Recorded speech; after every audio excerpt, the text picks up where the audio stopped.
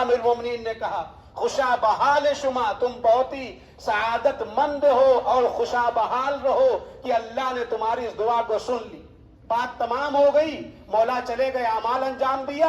پھر دوسری رات، یہ علامہ مجلسی نے مفصل روایت لکھی ہے، دوسری رات یہ شخص آتا ہے اور مولا پھر اپنے دونوں بیٹوں کے ساتھ، امام حسن امام حسین اسلام کے ساتھ والد خانے خدا ہوتے ہیں۔ صلوات پڑھتے ہیں۔ جیسے ہی وارد ہوئے، پھر مولا نے دیکھا کہ آج وہی شخص ہے جو کل مغفرت کی دعا مانگ چکا ہے اور میں کہہ چکا ہوں اللہ نے تجھے معاف کر دیا ہے، آج وہی شخص ہے اب اس انداز میں دعا مانگ رہا ہے۔ پہلے مغفرت کی پہلی شب میں دعا مانگی، دوسری شب پہنچا تو فرمایا یا عزیز انت العزیز وانا الذلیل، اے میرے اللہ تو ہی عزتوں کا مالک ہے۔ ہم کتنے گناہ کرتے ہیں آپ سوچئے، ایسا لگتا ہے کہ اللہ سے کوئی ہمارا ایگریمنٹ ہے، وہ گناہوں پر پردہ ڈالتا ہے، بندہ گناہ کرتا چلا جاتا ہے، لیکن وہ پردہ ڈال کر کے اپنے مومن بندے کی عزت و آبرو کو بچاتا رہتا ہے۔ چھٹے امام جس کے آپ قبر کے پاس بیٹھے ہوئے ہیں فرماتے ہیں خدا کی قسم اگر اللہ کی کسی صرف ایک صفت، ہزار صفت ہے آپ جوشن کبیر میں پڑھتے ہیں، صرف ایک صفت ستاریت جو پردہ ڈالتا ہے اپنے بندوں کے گناہوں پر، کسی کو پتا نہیں ہوتا، چلتا اس کے پردہ ڈالنے کی وجہ سے۔ اگر لوگوں کو گناہ سارا اللہ ظاہر کر دے لوگوں پر تو جنازے پڑے رہ جائیں گے، کوئی کسی کو سپرد الحج نہیں کرے گا، کوئی کسی کا ہاتھ نہیں چومے گا۔ میرا ہاتھ کیوں چومتے ہیں آپ؟ کیونکہ میرے متعلق آپ کو گناہوں کا علم نہیں ہے۔ بڑی سخت منزل عزیز، ذرا سوچیں، اپنے آپ میں ایک تحول اور ایک تبدیلی ایجاد کرنے کی کوشش کریں۔ یہ معنویت کا سفر ہے، یہ تربیت اور ٹریننگ کا سفر ہے، یہ اہل بیت اطہار سے قریب ہونے کا سفر ہے۔ اس کی دعا کو سنا، دوسری دعا کیا مانگ رہا تھا، اور یہی فقرات آپ مناجات میں بھی پڑھتے ہیں، انت العزیز وانا الذلیل وال یرحم الذلیل الا العزیز، مگر ذلیل پر عزیز کے علاوہ بھی کوئی رحم کر سکتا ہے؟ وہ عزتوں کا خالق ہے، اس نے ہماری عزتوں کو بچایا ہے۔ اگر ستاریت کے پردے کوئی اور بات ہے، بعض لوگ اتنے گناہ کرتے ہیں، اتنا زیادہ کثرت سے گناہ کرتے ہیں کہ ستاریت کے پردے کو اپنے گناہوں کی قینچی سے کاٹ دیتے ہیں تو پھر سماج میں، معاشرے میں رسوا ہو جاتے ہیں۔ اے عزتوں کو خالق کو کیا کہہ رہا ہے، اس کا جملہ سنیے گا، ہی میں بات تمام ہو جائے گی۔ دوسرے دن، پہلے دن مغفرت کی دعا مانگی، امام نے کہا اللہ نے تجھے مغفرت عطا کر دی، انت مغفور اللہ، اللہ کی بارگاہ میں تم بخشے ہوئے ہو، اب شک نہ کرنا۔ دوسری شب میں کیا کہا، پروردگار تو عزتوں کا خالق ہے، تو عزیز ہے، میں ذلیل ہوں، روز محشر مجھے عزیز اٹھانا، ذلیل نہ اٹھانا۔ جہاں عالمین کا مجمع ہوگا، حشر نشر ہوگا، ایسے موقع پہ اللہ مجھے ذلیل نہ کرنا۔ یعنی دوسری دعا دوسری شب میں جو اس نے مانگی ہے وہ عزت کی دعا مانگی۔ پہلی رات مغفرت کی دعا مانگی، دوسری رات اس نے عزت کی دعا مانگی، اور جیسے ہی دعا ختم ہوئی مولا اس کے پاس گئے، کہا قد احسن الثنا، کیا بہترین ثنا کی ہے تو نے اللہ نے، اور اپنی ابدیت کا اس طریقے سے اعلان کیا، میں ضمانت لیتا ہوں تم محشر میں عزیز اٹھے گا، ذلیل نہیں اٹھے گا۔ یہ سند دے دی، اور اس کے بعد پھر مولا چلے گئے، اعمال کیا اور اپنے بیت الشرف پہ۔ تیسری بات، آخری بات ہے، تیسری رات روایت کہتی ہے کہ مولا پھر تشریف لائے، اپنے دونوں فرزندوں کے ساتھ حرم میں داخل ہوئے، دیکھا پھر وہی شخص ہے جو آج تیسرے انداز سے دعا مانگ رہا ہے۔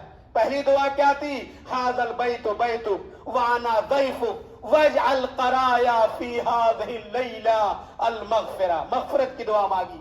دوسری رات آئی تو اس نے کیا دعا مانگی، انت العزیز وانا الذلیل وَلِلَّهِ الْعِزَّةُ جَمِيعًا، ساری عزتیں اللہ کے لیے ہیں۔ امام نے یہاں پر بھی سند دے دی۔ اب تیسری رات آیا تو کہہ رہا ہے میرے اللہ اب تو نے مغفرت دے ہی دیا ہے، تیرے ولی نے سند دے دی ہے، اور تو نے عزتوں کی ضمانت تیرے ولی نے لے لی ہے، اب مجھے کچھ نہیں چاہیے، میں ایک چیز اور مانگتا ہوں، میرے ذمے کچھ ذمہ داریاں ہیں اور اس کے لیے مجھے کچھ پیسوں کی ضرورت ہے۔ 4000 درہم کا مطالبہ کیا۔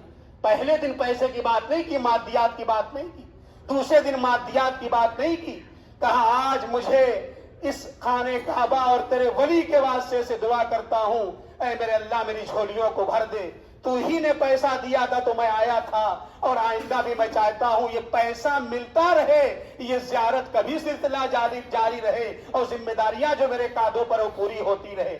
اتنے میں پھر مولا آ گئے، مولا نے کہا یہ جو تم نے تیسری دعا مانگی ہے نا، یہ بھی صحیح کام کیا ہے، تم فرشتے نہیں ہو، انسان ہو، انسان کو ہوا پی کے زندہ رہنے والا نہیں ہے، ضروریات زندگی میں یہ چیزیں شامل ہیں، اس کی ضمانت میں علی لیتا ہوں۔ حج کو مکمل کرنے کے بعد، زیارتوں کو مکمل کرنے کے بعد تم مدینہ آ جانا، یہ 4000 درہم علی ابن ابی طالب تمہیں دے دے گا۔ یہ خدا نہیں ہے، خدا سے جدا نہیں ہے، لیکن مظہر الہی ضرور ہے، خدا کی بارگاہ سے جو مانگو گے اہل بیت کی شکل میں تمہیں عطا ہوتا رہے گا۔ ایک صلوات پڑھ دے بر محمد والے محمد۔ کتاب عزیز و فارسی میں صرف 200 داستانیں، 200 ظاہر وقت نہیں ہوتا ہے، صرف حرم کے اندر جو علم معصومین سے نقل ہوئی ہے، جو اتفاقات مقام ابراہیمی جوشن کبیر آپ پڑھتے ہیں مالندال مبارک میں، یہ کہاں نازل ہوئی؟ اتنی کثرت سے ساری مساجد میں شب قدر پڑھی جاتی، ہم کبھی غور کرے دیکھیں کس کس شکل میں، کس انداز میں اسی مقام ابراہیم کے طرف یہ دعا نازل ہوئی ہے جبرائیل کے توسط سے۔ عظیم دعا ہے جس میں دیکھیے خلاقیت اور رازقیت، مالکیت، اس کی تمام صفتوں کو گنایا جا رہا ہے۔ بس میرے عزیزو، دامن وقت میں گنجائش نہیں، میں اسی داستان پر اکتفا کرتا ہوں۔ ایک اور حدیث پڑھ لوں اسی امام سے جس کے جوار میں بیٹھے ہیں، فرماتے ہیں والحج حجان، حج کی 2 قسمیں، الحج للہ والحج للناس۔ ایک حج وہ ہے جو اللہ کے لیے ہے، خالصتاً لوجہ اللہ، بنیت الصادقہ و قلوب الطاہرہ کی منزل میں جا کے انجام دیتے، والحج للناس، اور ایک حج لوگوں کے لیے۔ پھر امام فرماتے ہیں کہ والحج للہ، جو حج اللہ کے لیے ہے، ثوابہ علی اللہ، اس کا ثواب بھی اللہ ہی دے گا۔ لیکن جو دوسرا حج اگر کسی بھی نیت سے آئے، جو پورے توضیح المسائل میں جگہ جگہ یہ بات لکھی ہوئی ہے عزیزو کہ ہر جگہ خلوص سے دل سے نیت کریے گا، خالص نیت کریے گا، یہ چاہے تلبیہ ہو، چاہے طواف ہو، چاہے سعی ہو، رمی جمرات، کوئی بھی عمل ہو، چاہے وہ وقوف ہو، ہر جگہ نیت میں خلوص شرط ہے۔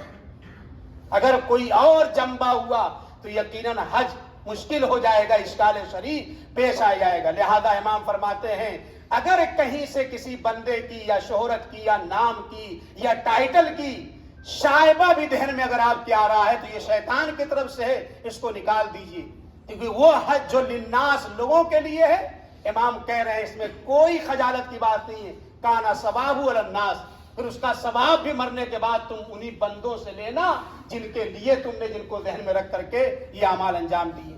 لہذا اللہ ہم سب کو توفیق دے، ہم انشاءاللہ اس 10 دن کے اندر میں اپنے آپ کو بدلنے کی کوشش کریں۔ اگر ابھی تک گناہ میں لت پت تھے تو اب کہہ دے پروردگار میں تیرا مہمان بن چکا ہوں، اور یہ مہمانی کا سلسلہ آگے رہے گا، اور عہد و پیمان کریں۔ زیارت اور عہد کا، حج کا ایک مطلب یہی ہے کہ انسان عہد و پیمان کرے۔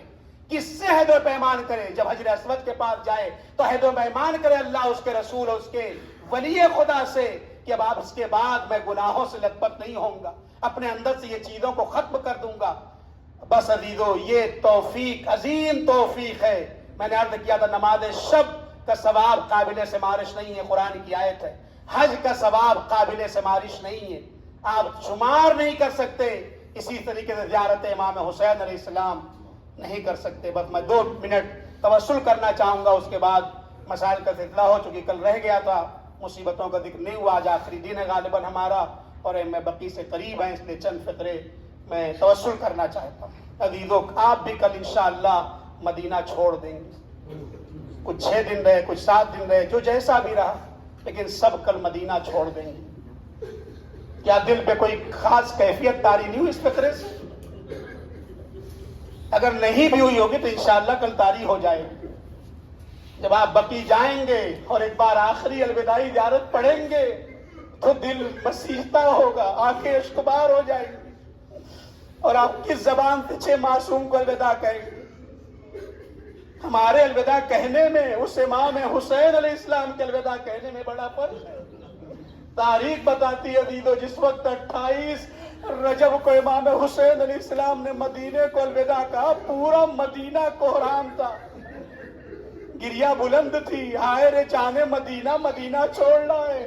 تاریخ کہتی ہے ایک مرتبہ نانا کی لحد پہ پہنچے، آواز دیے، میرے نانا یہ آپ کا نواسہ مدینہ چھوڑنا ہے، آپ کا مجاور حسین آپ کی قبر کو چھوڑ کر جا رہا ہے۔ اے نانا، اب حسین کو پلٹ کر آنا نصیب نہیں ہوگا۔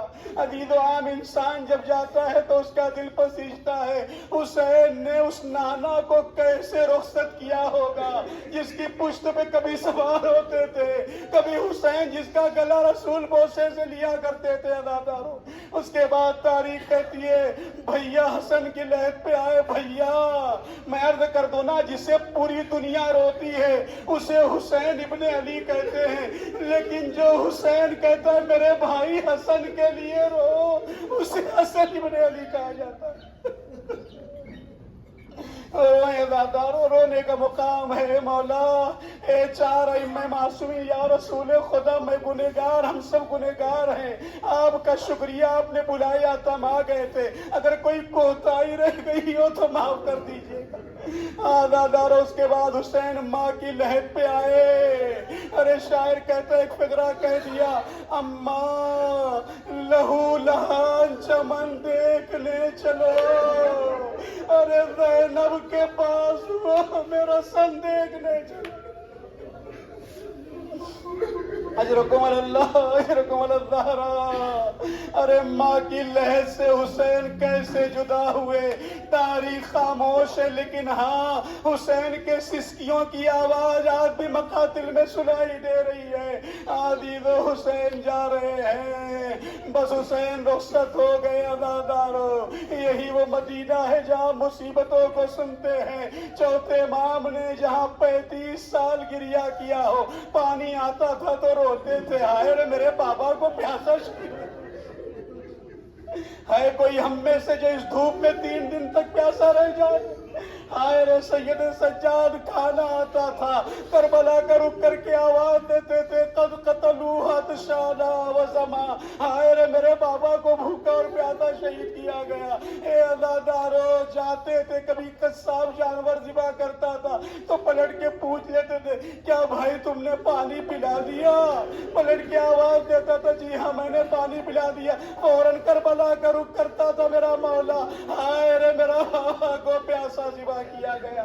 آج بھی چوتھے امام نے جو قبر حسین پر قبر کے بنانے کے بعد لکھا تھا، یہی جملہ لکھا تھا، ھذا حسین قد قتلوا عطشانا۔ ارے یہ حسین کی، اسی حسین کی قبر ہے جسے بھوکا اور پیاسا شہید کر دیا۔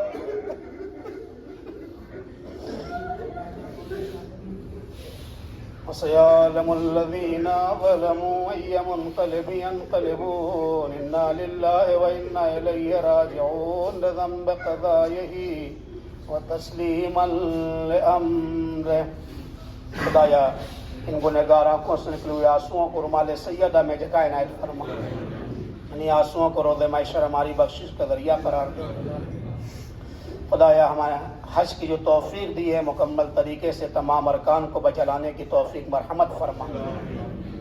خدایا محمد والے محمد کا واسطہ دنیا میں جہاں جہاں ظلم ہو رہے ہیں اس کا خاتمہ فرما، مظلوموں کی نصرت اور یاری فرما، جو لوگ خدمت کر رہے ہیں زائرین امام حسین اسلام یا حاجیان، ان کی توفیقات میں اضافہ ہے، مزید اضافہ فرما، ہم سب کو صحت و سلامتی، عافیت، عزت و افتخار عطا فرما، ہماری نماز اور روزے زیارات کو شرف قبولیت عنایت فرما۔ اے میرے اللہ، ہماری زندگی کی آخری زیارت اور آخری حج قرار نہ دینا، ہمیں بار بار اقبات عالیات کی زیارات اور حج بیت اللہ کی زیارات سے مشرف فرما۔ بیمار کربلا کے صدقے میں جو لوگ بیمار ہیں، جن کے لیے دعا کے لیے کہا گیا ہے، جو آپ سب کے متعلقین میں جو بیمار ہیں، میرے اللہ اس بیمار امام کا واسطہ ان تمام مریضوں کو شفائے کاملہ و عاجلہ عطا فرما، آخری حجت امام زمانہ علیہ السلام کے ظہور میں تعجیل فرما، اور ہم سب کو ان کے اعوان و انصار میں شمار فرما۔ ایک صلوات پڑھنے پر محمد والے محمد۔